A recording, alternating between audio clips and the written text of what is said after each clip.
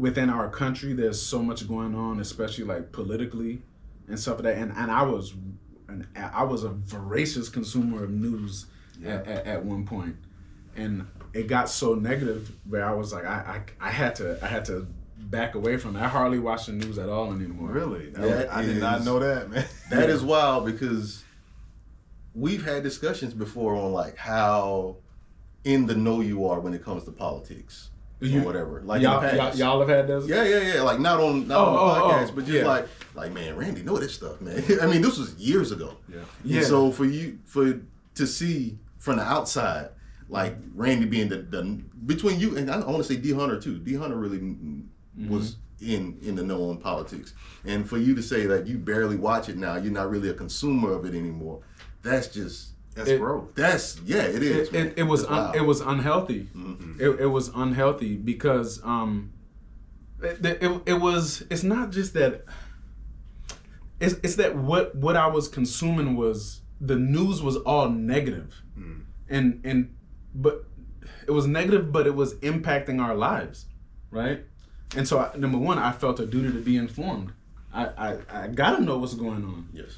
But during that process, man, you let so much negativity in. I think it starts to, if you let that stuff into your soul, man. Oh yes. It starts to fester. Yeah.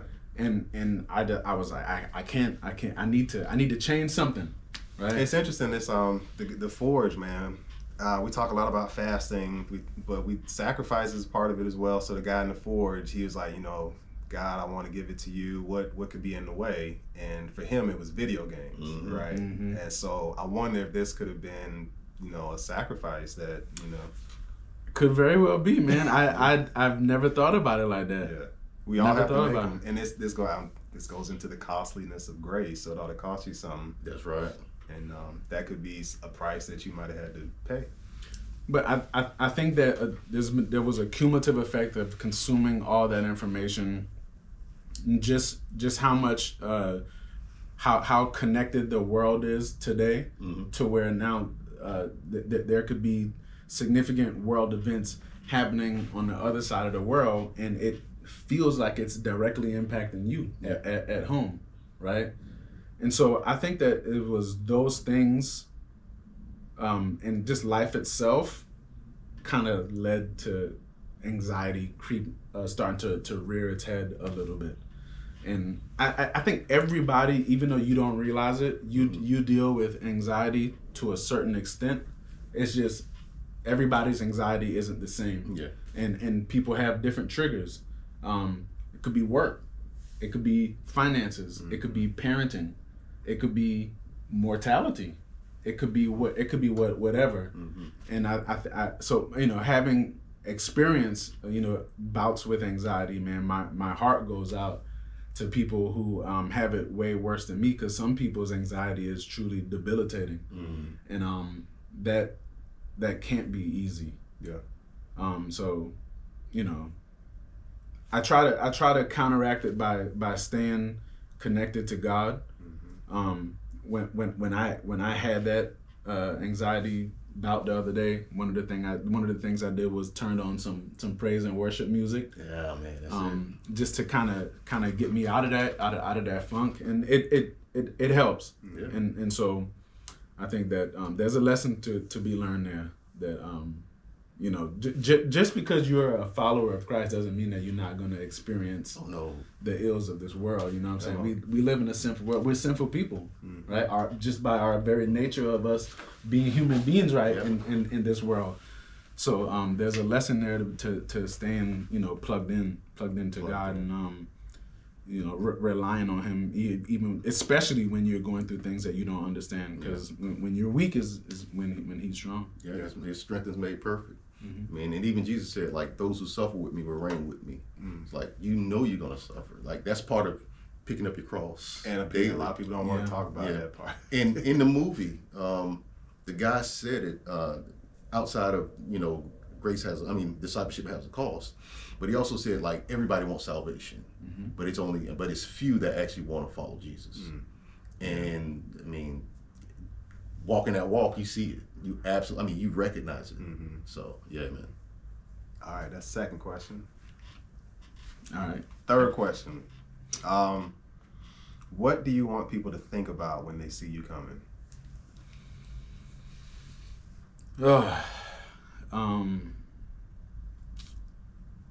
That's akin to, I think that's akin to asking, what do you want your legacy to be, right? I mean, I want people to see somebody who loves God. I want people to see somebody, and these are things that I'm working on, right? I'm not saying that this is who I am now. Yeah, absolutely. These are things that I aspire to be. I want people to see somebody who loves God. I want people to see somebody who loves his family, somebody who builds people up and doesn't tear people down. Somebody who's encouraging. Yeah, I want people to see me as a model of Christ. How about that? Hey man, I think you're off to an incredible start. I'm well on your way. I'm trying, but I listen. And I think he got his first sermon topic. Hey, I think easy. Slow down, That's what I aspire to be. But I am so flawed. We all are, man. We all are. So flawed. Yeah, So. it's all good. It's all good. Oh man, I was reading a Facebook post from a lady at the church, and man, her messages just seemed to be spot on. But she was talking about why she praised the Lord so much, and she's like, I praise the Lord so much, and then she's like, why? And she just went through not all, but she went through some of the heavy moments in her life, and she's like, at the end, and God still loved me. That's why I give him all the praise. And it's like, man, you know what? That's the antidote to judgment. Like when you see somebody and you look down on them, man, you think about all the crap he loved you through. Yeah. It's like, I can't judge nobody. You know what I'm saying? So, yeah, man. Bro, the crap, you're right. the crap he loved us through, man. The fact that you could spit in his face and he still love you and still be there is, I don't know how. I think that the two most beautiful things in this world is mercy and grace. The two most beautiful things in this world, because y'all remember when I think it was in Dallas where this cop went into the wrong house and shot the dude and killed him. I think his name was like Gene Botham or something like that, maybe. I don't know. But the dude's brother forgave the cop in court and gave her a Bible. Right? She was found guilty, and at the time everybody was like, "Ain't no way." Yeah. How do you forgive? Or even I know one y'all remember, Dylan Roof and Mother Emmanuel, right? And a lot of them forgave him. That's right. And we were like, yeah, how? Couldn't have been me. We were quick to say now. Couldn't have been me. Didn't that also happen? The guy that was killed last night I was on the forest. Is that what you're talking about? No. Like the guy that was killed. Real life. Yeah, real life. The black guy that was killed by the cop. With his knee on him. Which one? George Floyd. So, and because George Floyd's, his family forgave the cop. Also, if I remember correctly, like they made a statement saying that they forgive him. So now, as I develop my relationship with God and get to know Him more, get to know His character more, is when I understand how these people are able to at least try to forgive those who have caused irreparable harm on them and their families. Yeah. Knowing you can't do it by yourself. Right. You can't do it, and that goes to the movie. I keep talking about the movie, but he recognized that he could not forgive his dad by himself. Yeah. He needed God. But we've been forgiven already, right? That's right. We should be checked out right now. We should be gone, dead. Absolutely. Because that's all we deserve. I know, right? Yeah, wages of sin. That's right. That's Romans 6. Dude. I gotta stop guessing. I'm sorry. I keep guessing and then I say if you're wrong, I'll correct it in the edit. Yeah, exactly. You ain't gonna have to. Flash it on the screen. Yeah, I'll put it on the screen. Jeremy was wrong. We ain't flashed nothing on the screen since Joey took over the editing. I'm just gonna say. One correction. We did one correction. I gave the wrong amount of kings that we used to be zooming in and zooming out. No, let me stop. I'm sorry. Joey, we appreciate you editing. I quit. Let me see you do it yourself. It'll be raw and uncut. Yeah, literally. Oh man, but dude, that's good, man. What else, man? What else? Like forgiveness in and of itself is a miracle because the human heart doesn't have the capacity to forgive. Right. By our very nature. Yeah. So I mean, anytime you see somebody forgive somebody, I mean, you witnessing a miracle. Yeah. But, I mean, that's God at work. It's counterintuitive. It's against our nature. Yeah, absolutely. Forgiveness is. Absolutely. I'm an eye for an eye type person. We all are. We have heard it said, because we are sinful. Yeah. You can take a baby and raise it up in the most pristine, righteous environment, and their nature is going to be to snatch that toy and say it's mine, Absolutely, and hit you to get it. Yeah. Right? And you said something about that recently. We were texting about something like that. Yeah. Where do they learn that behavior? It's innate. It's innate. That's what they got that behavior from the garden. Yeah. Fallen man. Genesis Right. 3. That's good, man. All right. So those are 3 questions. We covered a lot of health stuff. It's great to see you, man. Likewise. Great to have you back. Likewise. I don't even know how many years, man. It was before pandemic. We were talking about last time you were here. It looked a lot different. It did, yeah.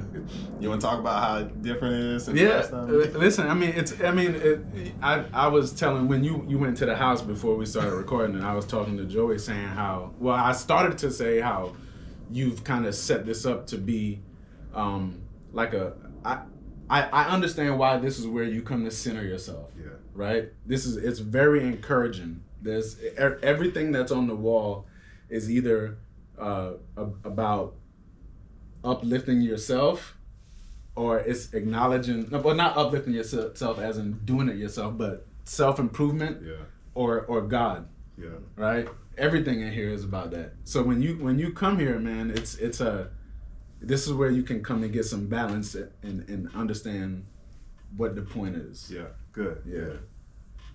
Well, it's here, man. Big stuff. Yeah. We talked about doing a tour one time. Yeah, we talked about that. Maybe We got the GoPro now. It's perfect. Clean it up.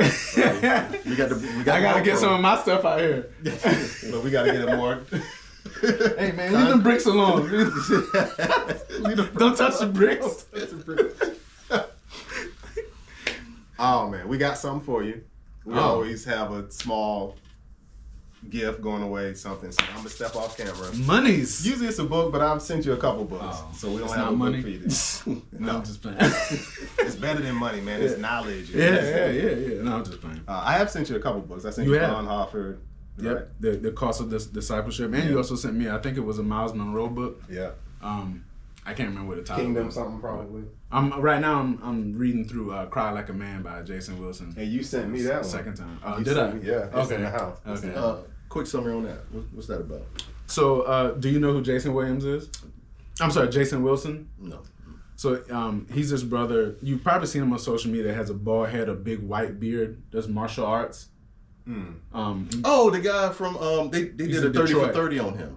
Did they? The Cave of Adullam. Yeah, him. Yeah, I've seen this. I've seen a couple of interviews. So it's essentially about his life, and it's like an autobiography. Mm-hmm. It's a fascinating read. Yeah. A fascinating read. He's a solid brother. I say that like I know him. I never met him. He know him now. He definitely appears to be. I done read his book. Yeah. I heard some of his story on the.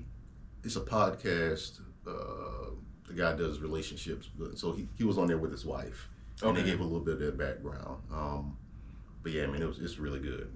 I believe he's a solid dude too. Like you said, I mean, it's not like we know him, but I mean, from everything I hear him saying, and from the things I see that he's done, like his walk matches his talk. From everything I've seen. Yeah. And I'm trying to read more, man, because the books that you've sent me are things that I really want to get into.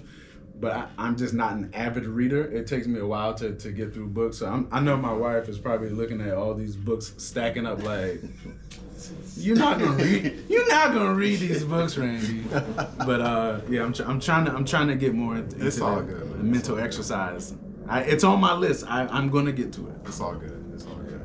All right. Well, we got a couple one small gift. I'll let you pick which one you want. But I got some merchandise. Joey's got something. Hey. After 5 years, we figure we graduate you officially from the fast way out. Magna cum laude. Straight A's. Good job. So I'll let you pick, man. These are a couple options, Joey. I think you wore this in one. Yeah. So this is on the website. This was actually your idea. This one was kind of just staple, but then Gina suggested that we print one and put the scripture on it. So with the Ezra 8:23. That's me right there. Okay. So he got on all black, see? Yeah. She actually got on one right now. So these on the website, nonprofit. We say that all the time. Yeah. But we out here trying to help you. Thank you, man. I really appreciate this. That's for you, man. I'm gonna rock this right now. Right now. Right now. What size is it? Because I'm skinny. Extra medium. I think that's slim. It's slim. I'm not gonna put this on right now. Thank you, brother. Oh man, the pleasure is mine. It's been incredible. It's been overdue, man. Long overdue. Yeah. Listen, man, you guys, this is awesome. Thank you for having me. Truly, I ain't never worked at Chick-fil-A, but it's my pleasure for sure. Just to be able to come and talk with y'all, because this is good stuff, man. It's about helping people. Yes. It's about giving people an opportunity to better themselves, to get exposure to some tools that they may not have had, or just hear stories different from their own. Yes, sir. And glean some tips that they may be able to use in their lives, whether it be health wise or faith wise, or just building themselves up. So this is great, and it's a blessing that y'all wanted to have me on. So thank y'all. Thank you. Yeah, man. Yeah. This is gonna be a hit. I'm just gonna say it. like we went deep on we covered a lot. We went deep on some stuff. We could spend so much. We got to time bring him. on Yeah, we're gonna have to bring him back. Yeah, man. Season 3. I'm down. He coming back for season 3. I'm down for it. And when we do the next cohort, you're gonna be one of our counselors. Yeah. We need some counseling. That's it.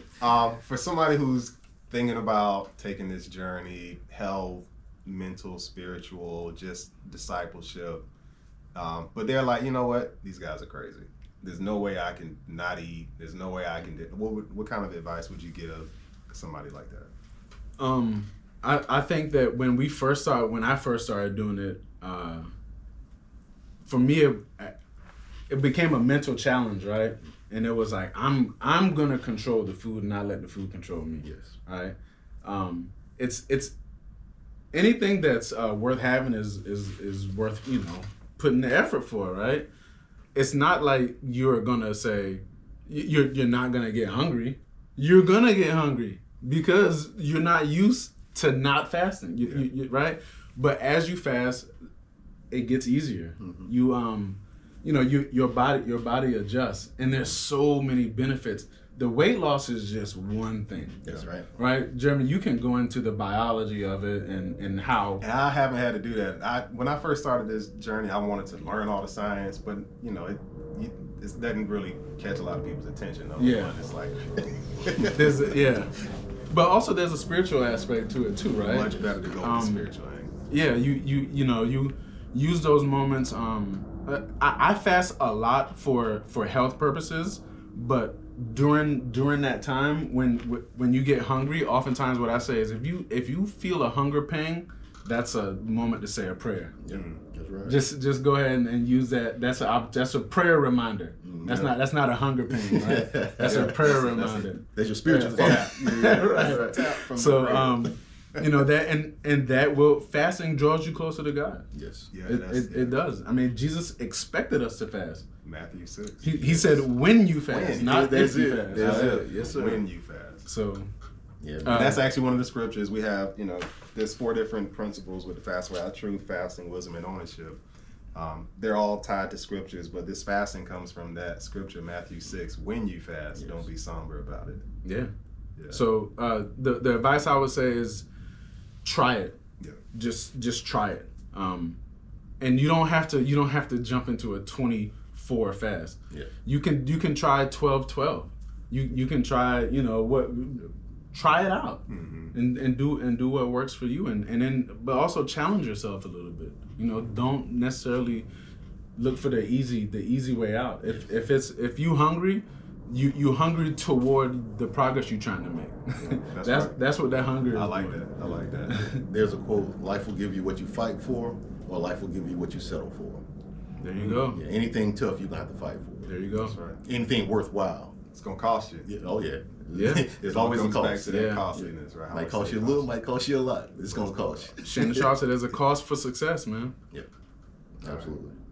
All right, well, like, subscribe. Yeah. We still rolling on this thing, so we're gonna That's keep it. moving. We'll have you back season 3, Sure. Yes, and I'll be back whenever y'all want me to come back. all right, sounds that good. makes that easy. All right, Yeah, man. signing Peace. out. Have a good one.